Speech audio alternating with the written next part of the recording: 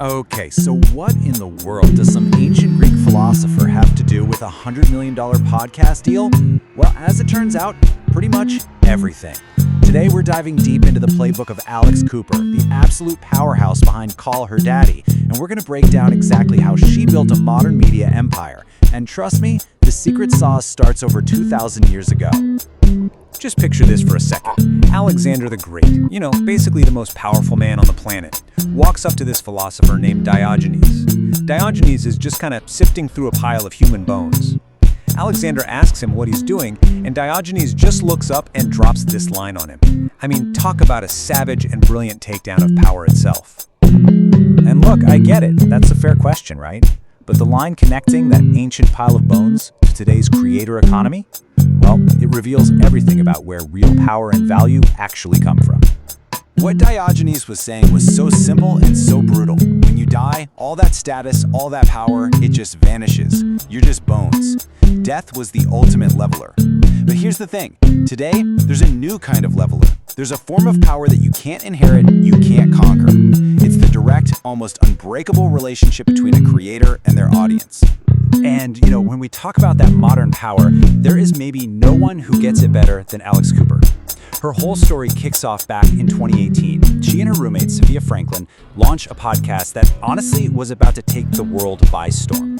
And when I say take it by storm, I mean the rise was just meteoric. I'm talking weeks after launching, they get discovered by Dave Portnoy, the founder of Barstool Sports, and bam, they land a 3-year deal. But that same partnership that made them famous also kind of imploded. A super public dispute in 2020 became this huge, defining moment, leaving Cooper in sole control and paving the way for a deal with Spotify that completely changed the game. You gotta remember, for decades, the world of audio was run by guys like Howard Stern. They were the kings of radio, backed by these massive corporations. But Alex Cooper, she was something totally different. She wasn't just a host on the radio. She was the leader of this incredibly loyal community that she built from the ground up, called the Daddy Gang. And the formula at the beginning was absolutely explosive. It was raw, it was completely unfiltered, and yeah, it was super provocative. They were talking about relationships and sex with this honesty that you just never heard on a big platform, especially not from women. And if you want to know what that early era was all about, you just need to know this one infamous phrase. It was shocking. It instantly became a meme, and it was everywhere.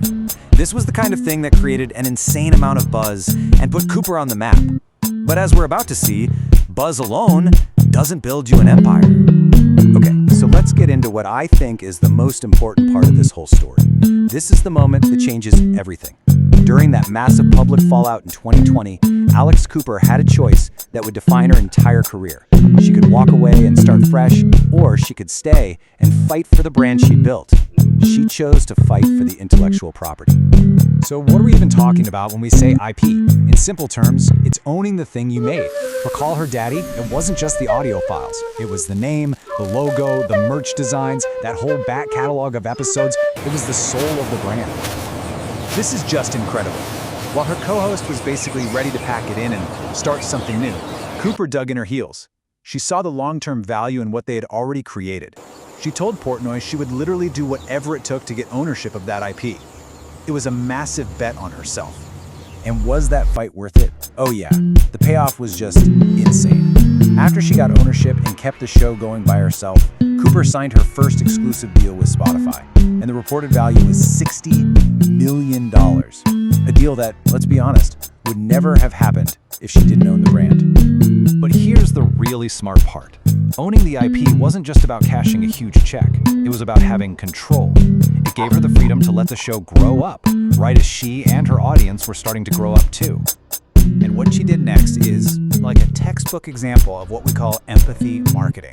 It's basically this. Instead of just shouting your message at people, you actually listen. You try to understand what they're going through, what they're feeling, and you connect with them on that level. And Cooper got this, instinctively. She saw that the same audience that was laughing at all the salacious stories was now getting older. Their worries were shifting to things like mental health and vulnerability. She knew it was a huge risk, but she also knew she had to grow with them. And the proof is right there in the guest list, right? The show totally transformed. It went from being about scandalous stories to being a must-stop destination for A-list celebs who wanted to have real, deep conversations. We're talking about cultural icons here. Jane Fonda, Miley Cyrus, RuPaul, I mean, come on. And that's the key right there. She didn't just switch topics. She became a mirror for her audience's own emotional journey. By showing them she got it, that she understood their new challenges, she made that bond with them even stronger.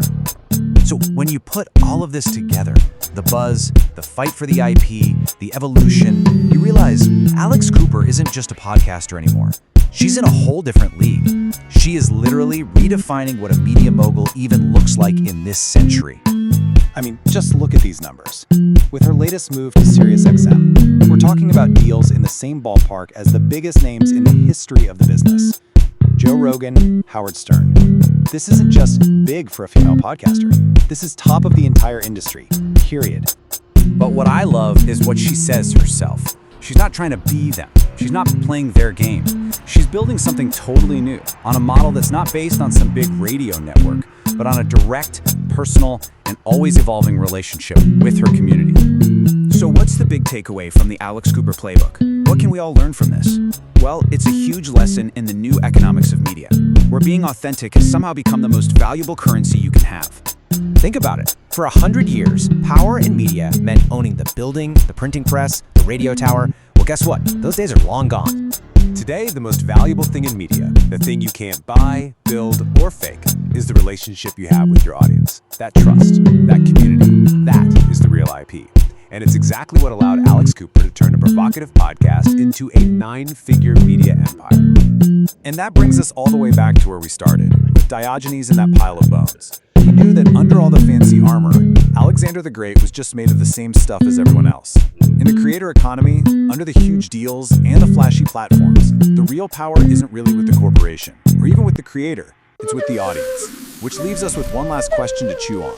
As more and more creators build these massive, personal empires, what does that really mean for the future of media?